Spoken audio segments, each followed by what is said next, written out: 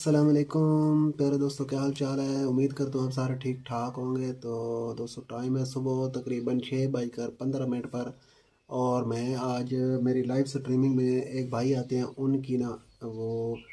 فرمائش پوری کرنے لگا ہوں۔ وہ لائیو سٹریمنگ میں مجھے کہتے ہیں کہ مجھے نا 26واں پارہ سنا دو، تو میں ادھر ان کو سنا نہیں سکا، تو میں نے ان کو کہا تھا کہ میں ایک ویڈیو بنا کے اپلوڈ کر دوں گا، آپ سن لینا۔ تو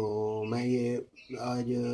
26ویں پارے کی تھوڑی سی تلاوت کرنے لگا ہوں، تو آپ سارے لوگ جو ہے نا اس کو ضرور سنیں گا۔ اعوذ باللہ من الشیطان الرجیم، بسم اللہ الرحمن الرحیم۔ حامیم تنزيل الكتاب من الله العزيز الحكيم، ما خلقنا السماوات والأرض وما بينهما إلا بالحق وأجل مسمى والذين كفروا عما أنذروا معرضون قل أرأيتم ما تدعون من دون الله أروني ماذا خلقوا من الأرض أم لهم شرك في السماوات ائتوني بكتاب من قبل هذا أو أثارة من علم إن كنتم صادقين ومن أضل ممن يدعو من دون الله من لا يستجيب له إلى يوم القيامة وهم عن دعائهم غافلون وإذا حشر الناس كانوا لما وأعداء وكانوا بعبادة كافرين وإذا تتلى عليهم آياتنا بينات قال الذين كفروا الحق لما جاءهم هذا سحر مبين أم يقولون افتراه قل إن افتريت فلا تملكون لي من الله شيئا هو أعلم بما تفيضون فيه كفى به شهيدا بيني وبينكم وهو الغفور الرحيم قل ما كنت بدعا من الرسل وما أدري ما يفعل بي ولا بكم إن اتبع إلا ما يوحى إلي وما أنا إلا نذير مبين قل أرأيتم إن كان من عند الله وكفرتم به وشهد شاهد من بني إسرائيل على مثلي فآمن واستكبرتم إن الله لا يهدي القوم الظالمين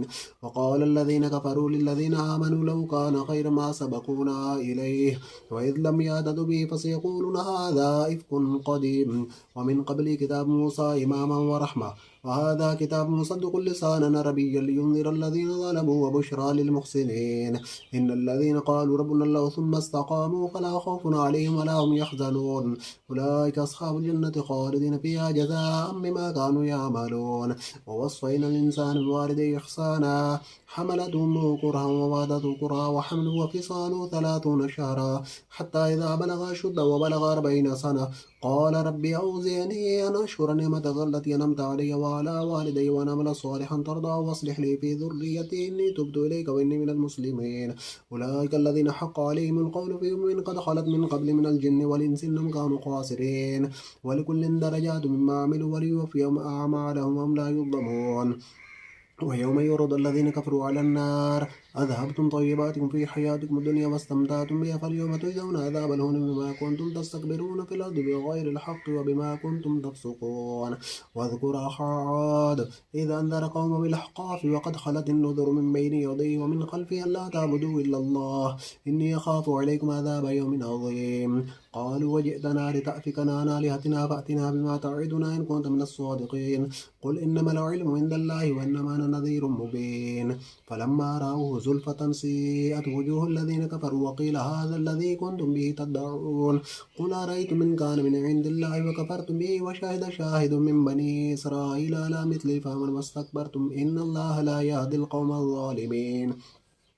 وقال الذين كفروا للذين آمنوا لو كان خيرا ما سبقونا إليه وإذ لم يهتدوا به فسيقولون هذا إفك قديم ومن قبله كتاب موسى إماما ورحمة وهذا كتاب مصدق لسانا عربيا لينذر الذين ظلموا وبشرى للمحسنين إن الذين قالوا ربنا الله ثم استقاموا فلا خوف عليهم ولا هم يحزنون أولئك أصحاب الجنة خالدين فيها جزاء بما كانوا يعملون ووصينا الإنسان بوالديه إحسانا حملته أمه كرها ووضعته كرها وحمله وفصاله 30 شهرا حتى إذا بلغ أشده وبلغ 40 سنة قال ربي أوزعني أن أشكر نعمتك التي أنعمت علي وأن أعمل صالحا ترضاه واصلح لي في ذريتي إني تبت إليك وإني من المسلمين أولئك الذين نتقبل عنهم أحسن ما عملوا ونتجاوز عن سيئات في أصحاب الجنة وعد الصدق الذي كانوا يوعدون والذي قال لوالديه اغفر لكم تعدانني أن أخرج وقد خلت القرون من قبلي وهم يستغيثان الله ويلك آمن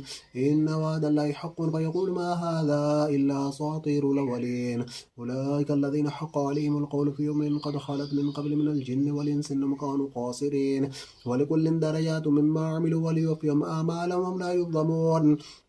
ويوم يعرض الذين كفروا على النار أليس هذا بالحق قالوا بلى وربنا قال فذوقوا العذاب ما كنتم تكفرون اصبر كما صبر أولو العزم من الرسل ولا تستعجل لهم كأنهم يرون ما يوعدون لم يلبثوا إلا ساعة من نهار بلاغ فهل يهلك إلا القوم الفاسقون صدق اللہ العظیم. تو یہ ہمارے ایک ویور ہیں، اسد علی نام ہے میرے خیال میں ان کا، تو ان کی فرمائش پر میں نے یہ سورہ احقاف کی آپ کے سامنے تلاوت کی ہے. امید کرتا ہوں آپ کو پسند آئے گی، اور اگر آپ کو پسند آئی تو اس کو لائک کامنٹ شیئر ضرور کرنا، اور چینل پر پہلی دفعہ ہوئے اور اس کو دیکھ رہے ہوئے تو سبسکرائب بھی ضرور کرتے جانا. اللہ حافظ، ملتے ہیں ایک اگلی ویڈیو میں.